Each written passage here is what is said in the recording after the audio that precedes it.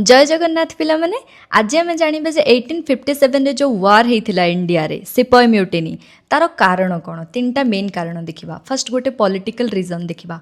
Political reason कौन थिला ना सेतेबेले ब्रिटिश माने कौन करथिले आम देश को अधीन करने गोटे नियम आनिले doctrine of lapse. Doctrine of lapse माने कौन जो राजांकर कौनसी पुत्र नथिबो से माने पोष्य पुत्र ग्रहण करथिले सेटा को से माने बैन करदेले आउ तांकर जो राज्य को निज अधीन को नहीं गले। एटा थिला पॉलिटिकल रीजन। इकोनॉमिक रीजन कौन थिला ना सेतेबेले आम इंडिया रे कॉटेज इंडस्ट्री थिला हैंडमेड प्रोडक्ट इंडियंस माने बिक्री करूथिले सेटा को बैन करदेले आउ हेवी टैक्सेस सेटारे लगेले। थर्ड रिलीजियस रीजन थिला। अच्छा रिलीजियस रीजन कौन जो मिलिटारी माने थिले हिंदू मुस्लिम मिलिटारी काम करूथिले तो सेठी ग्रीस्ड कैटरिडेज यूज होथिला जोटारे कि कौन होथिला ना काउर फैट आउ पिग फैट यूज होथिला सेटा को से माने बाइट करिक पकेबाकू पड़ुथिला।